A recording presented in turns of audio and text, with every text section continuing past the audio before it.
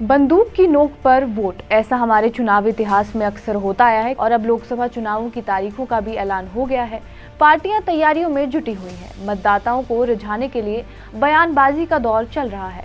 पहले चरण का मतदान 19 अप्रैल को होगा और चुनावों में मतदान का जिक्र होते बूथ कैप्चरिंग के मामले जहन में ताजा होते हैं। चुनाव आयोग की सख्ती के बाद ये मामले रुके, लेकिन एक दौर ऐसा भी था जब देश के अलग अलग हिस्सों में ऐसी घटनाएं सुर्खियां बन जाती थीं। इसका पहला मामला बिहार के बेगूसराय में सामने आया था। क्या था वो किस्सा, आपको बताएंगे इस वीडियो में। नमस्कार, मेरा नाम है रिया शर्मा और आप देख रहे हैं TV9 डिजिटल। 1957 के विधानसभा चुनाव में बिहार में हुई बूथ कैप्चरिंग इतिहास की वो घटना है जिसे लोकतंत्र के काले अध्याय के तौर पर दर्ज किया गया था। इस घटना के बाद कुछ नेताओं ने इसे अपनी जीत का आधार बना लिया और नतीजा ये रहा कि चुनाव आते ही ऐसे मामले बढ़ते चले गए। बेगूसराय में कम्युनिस्ट पार्टी और कांग्रेस के बीच उस समय टक्कर चलती थी।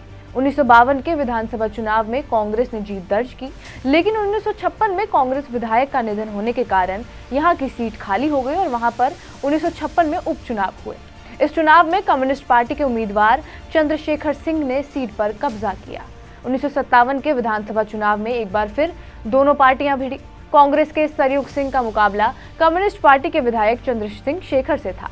जोर शोर से प्रचार शुरू हुआ और सीट पर चुनावी माहौल अपने चरम पर था और मतदान की भी बारी आ ही गई। मतदान का दिन आया। बेगूसराय से 6 किलोमीटर दूर रचियाही कचहरी टोल पर एक बूथ बनाया गया। इस बूथ पर आसपास के 3 और गांव के लोग मतदान के लिए पहुंचे थे। मतदान के दिन रचियाही, मचहा, राजापुर और आकाशपुर के मतदाता बूथ पर पहुंच रहे थे कि हथियारों से लैस 20 लोग वहां पहुंचते हैं और मतदाताओं को हटाना शुरू कर देते हैं।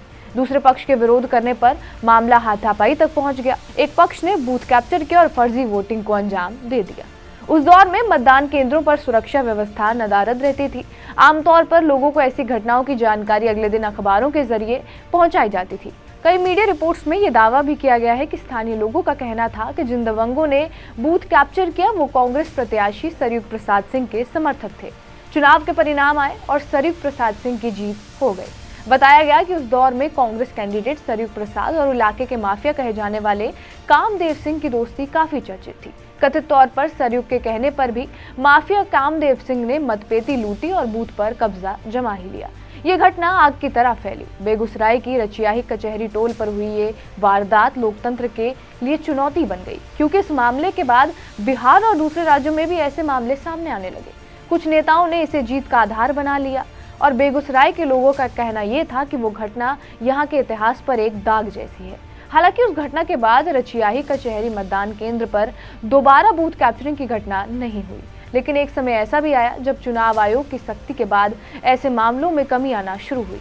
अब ऐसी घटनाएं बहुत मुश्किल ही सुनने या देखने को मिलती हैं। बहरहाल, आपका इस वीडियो पर क्या कुछ कहना है हमें कमेंट बॉक्स में जरूर बताएं। बाकी देश और दुनिया की तमाम बड़ी खबरों के लिए बने रहिए हमारे साथ TV9 डिजिटल पर।